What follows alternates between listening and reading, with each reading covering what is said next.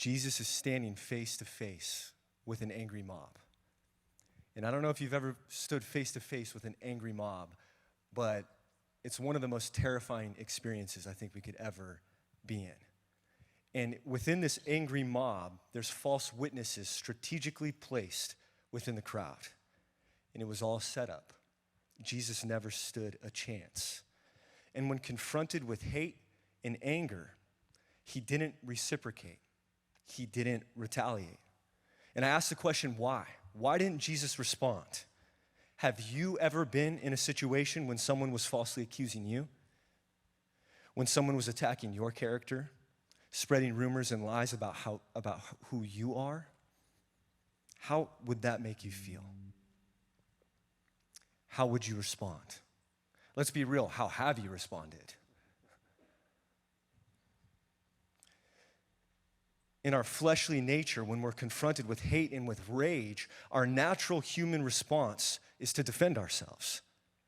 And in the noble pursuit of defending ourselves, we oftentimes return hate for hate and anger for anger. And in doing so, we are conformed into the image of the very thing that hurt us. We become like them. We become like the accuser. We are just like the perpetrator. You see, evil has a way of conforming us into its own image if we're not careful. It is a powerfully destructive force in our world, and Jesus knew that. That's why he didn't retaliate. That's why he didn't respond. Jesus knew that. He shows us what our response should be: a fully alive response, a heavenly response, a divine response. He returns hate with love. He responds to anger and rage with gentleness, self-control, and compassion. The very antithesis of what he was facing. You know, the name for our enemy is the accuser. And we often become just like him when we're consumed with all the wrong that has been done to us, when we want others to hurt in the same way that we've been hurt. And you see, another name for Jesus in this moment is the forgiver. Father, forgive them. They know not what they do. Jesus shows love and forgiveness to his enemies on his darkest night. And in doing so, he ends up transforming the world. Because forgiveness sets captives free.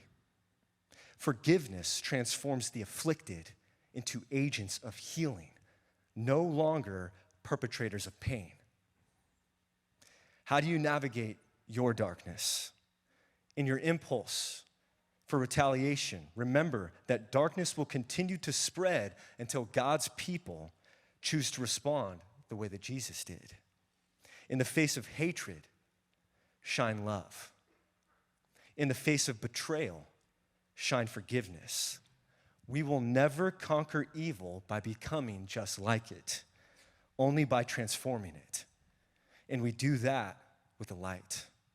And that light comes from Jesus.